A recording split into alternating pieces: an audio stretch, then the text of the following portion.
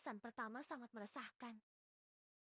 Untuk tiba di kosannya Jonru, mereka harus melewati gang sempit yang padat penduduk, kemudian melewati jembatan yang mampu dilintasi oleh satu motor. Jadi giliran kalau mau nyebrang ke sana. Jan, gak salah jalan ini teh? Tanya Agil sambil menepuk pundak Jonru. Ia duduk di bonceng di belakang. Wahaha, serem ya wak. Inilah perjuanganku setiap hari kalau mau berangkat kerja. Sebenarnya ada jalan utama cuman, kejauhan harus muter dulu. Jawab Jonru menoleh ke belakang, sambil tetap fokus mengendarai motornya. Setelah menempuh perjalanan kurang lebih 20 menitan, mereka pun tiba di depan kosan Jonru yang kumuh dan usang. Rata-rata orang yang ke kos di sana tuh gajinya di bawah UMR semua. Maklum kos-kosan di Jakarta tuh sangat mahal biaya sewa per bulannya. Jadi sangat oke lah di harga 500.000 dengan kamar mandi bersama atau di luar. Jadi kalau pagi-pagi mau mandi tuh harus ngantri atau giliran. Ceklek. Jonru mengunci motornya terlebih dahulu sebelum masuk ke kosan. Ini dia kos-kosan saya, Wak. Pasti kaget kan? Seru Jonru mengajak Agil untuk naik tangga yang terbuat dari kayu jati yang udah rapuh. Tempat kosan yang ia tempati terdiri dari 6 pintu kamar kos yang semuanya full berpenghuni dan berada di lantai 2 paling pojok atas. Soalnya di bagian lantai 1, full rumah pemilik yang punya kontrakan sekaligus tempat nyimpen motor yang ngekos di sana. KRE kakak. Terdengar bunyi kayu yang diinjak oleh mereka berdua. Jan, kok agak serem ya mau jalannya juga? Celetuk Agil yang menginjak lantai 2 terbuat dari kayu lantainya. Maklum kosan yang Jonru tempati saat ini, termasuk bangunan yang udah tua dan sudah tidak layak untuk ditempati, namun masih kokoh dan aman untuk diinjak. Aman, Wak. Tenang aja. Timpal Jonru sambil berjalan menuju kamar kosnya yang berada di ujung. Kaele kakak. Selamat datang Wak di kosanku yang nyaman ini. Jonru membuka pintu kamarnya dan tercium wangi stella jeruk dari kamar kosnya.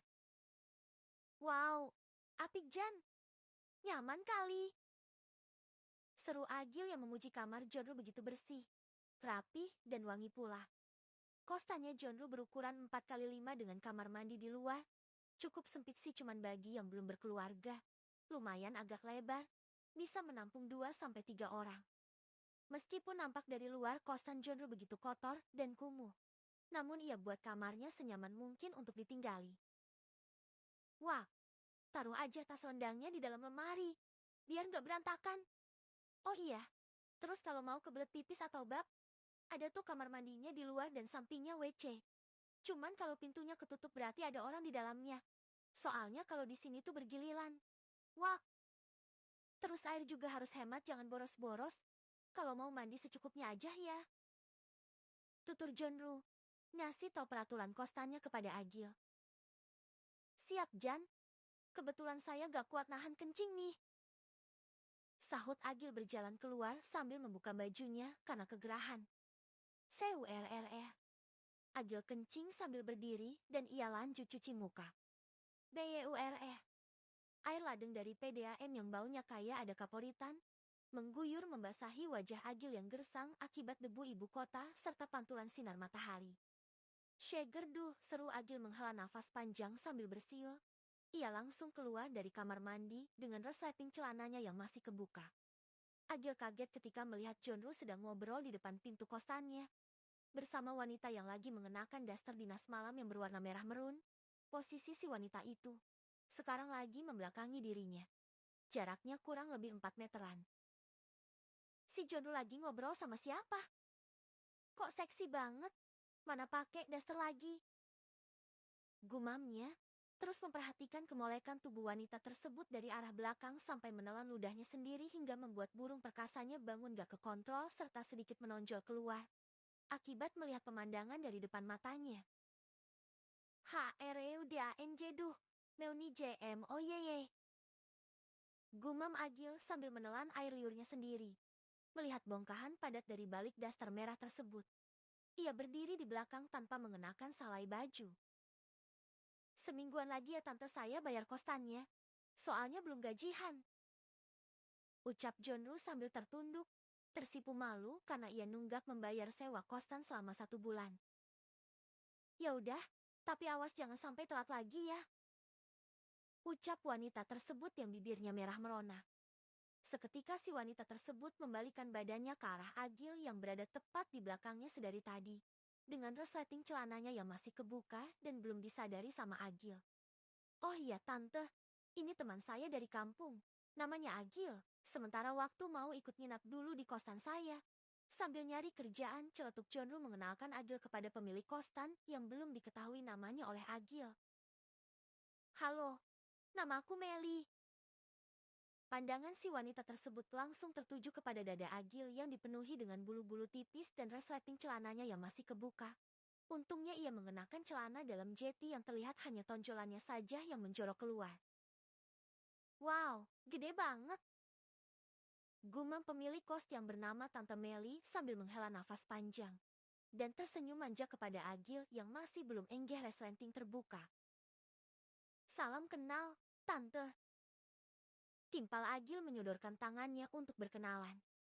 Tanpa disengaja, Tante Meli menyenggol burung si Agil dengan tangannya, hingga membuat dirinya jadi tersipu malu, lalu bereaksi.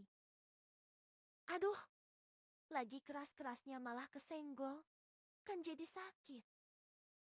Gumam Agil bergerutu di dalam hatinya. Pas menoleh ke bawah, seketika Agil jadi sadar bahwa dari tadi resletingnya kebuka dan burung perkasanya hampir aja jebol dari dalam sangkarnya. Tante Meli pun tersipu malu sambil menutup matanya yang pura-pura tidak melihat. Aduh, maaf Tante, jadi kurang sopan gini. Ucap Agil yang tertegun malu.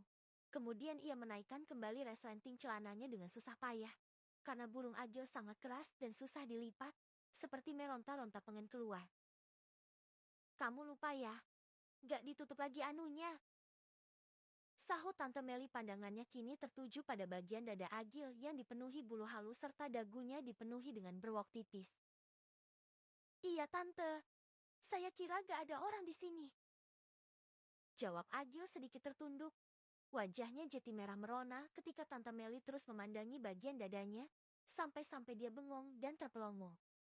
Meli, Meli. Suaminya dari bawah terus memanggil namanya hingga kedengeran sama Jonru. Tante. Celetuk Jonru sembari menepuk pundak Tante Meli dengan sopannya. Iya kenapa Jan? Tante Meli pun tersadar dan langsung melirik ke arah Jonru yang bikin dia kaget.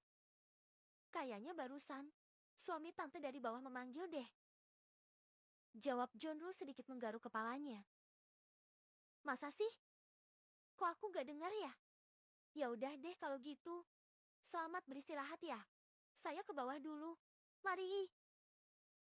Ujar Tante Meli sambil melempar senyum ke arah mereka berdua.